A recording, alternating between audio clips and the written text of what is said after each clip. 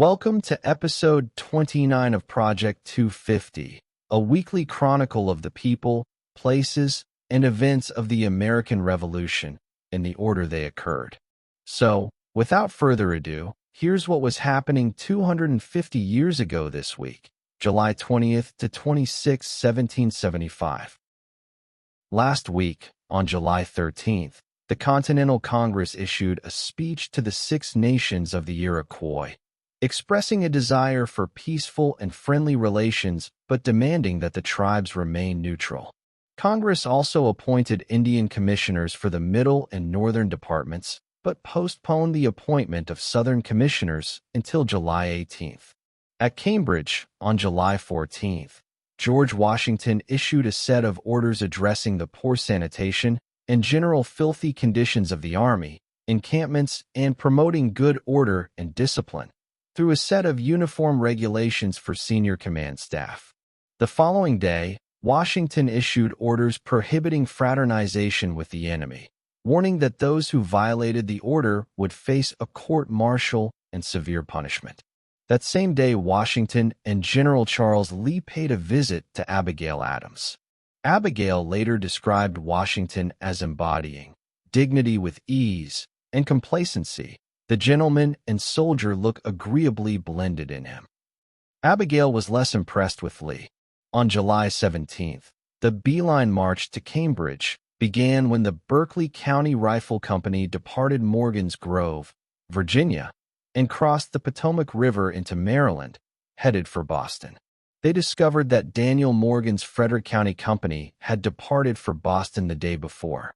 In South Carolina, Captain Moses Kirkland, commander of Fort 96, switched sides and invited a force of Loyalist militia to raid the fort.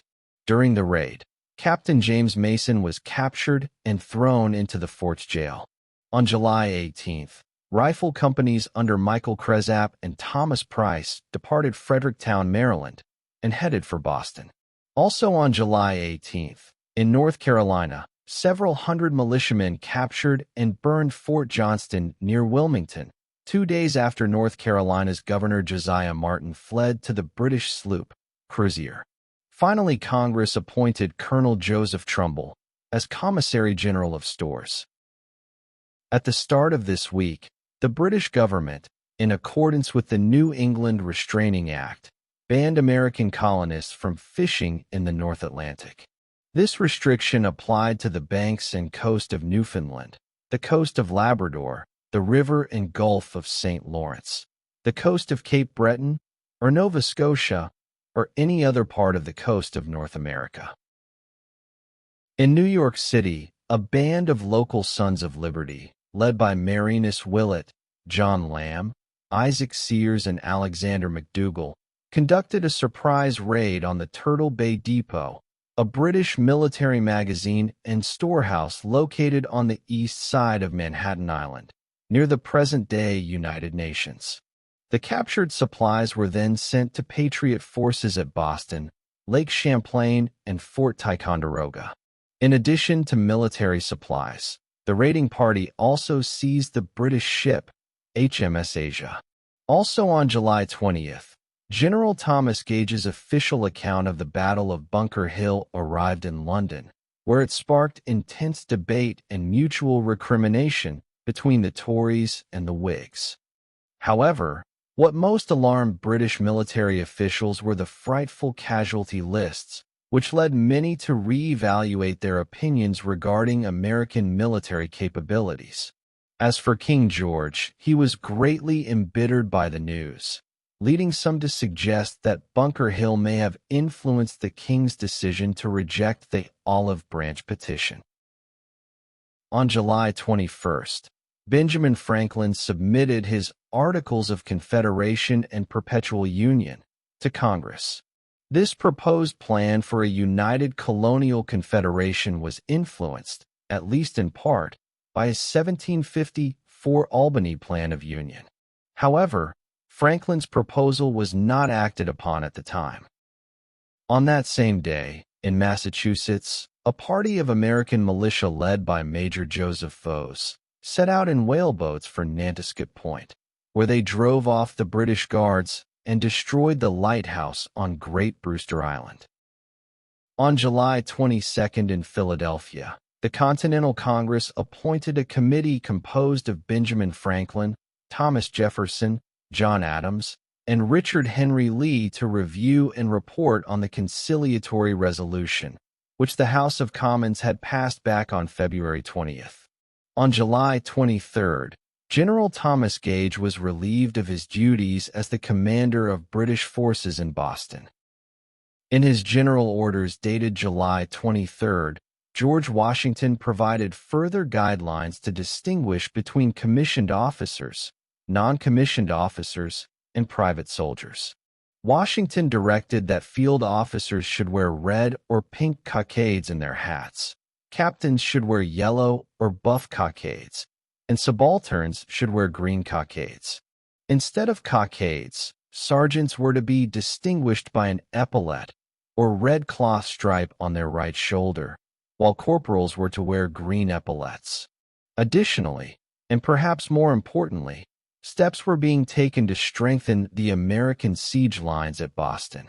Commanding officers were ordered to construct gabions and fascines to block the entrances of redoubts and lines, and to repair their fortifications. They were also directed to dig a wide, deep ditch at the entrance of their redoubts, and to throw a strong plank bridge across it without delay.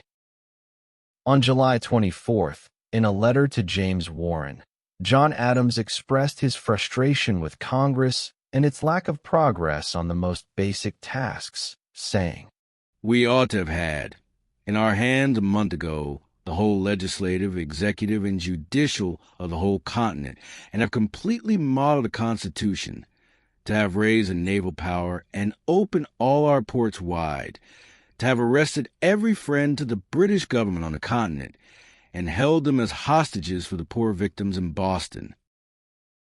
We are lost in the extensiveness of our field of business. We have a continental treasury to establish, a paymaster to choose, and a committee of correspondence or safety or accounts or something I know not what that has confounded us all day." Adams expressed similar concerns in a letter to his wife Abigail, written the same day, in which he lamented the difficulty and intricacy of the tasks facing Congress, saying, "When 50 or 60 men have a constitution to form for a great empire, at the same time that they have a country of 1,500 miles extent to fortify, millions to arm and train, a naval power to begin, an extensive commerce to regulate, numerous tribes of Indians to negotiate with, a standing army of 27,000 men to raise, pay a victual and officer, I really shall pity those 50 or 60 men." On July 25th, the Maryland Convention issued a provincial $4 bill, which depicted George III trampling upon the Magna Carta. The following day, the convention established an Association of Freemen to promote and support the colonial opposition and specifically to support the policies of the Continental Association, which aimed to restrict commerce with England. Finally, this week, Congress formally adopted the new postal system and unanimously appointed Benjamin Franklin as America's first Postmaster General. Franklin appointed his son-in-law, Richard Bache, as Secretary and Comptroller and William Goddard as Surveyor.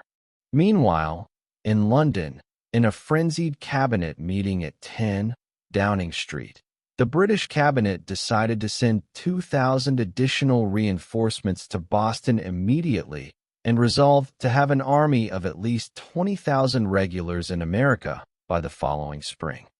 And that's the way it was 250 years ago this week. If you enjoyed this video, please tell a friend. And if you like what you see on this channel, make sure to like, share, and subscribe. You can also check us out on Facebook and Twitter, or X, as well as on Substack. Thank you for watching.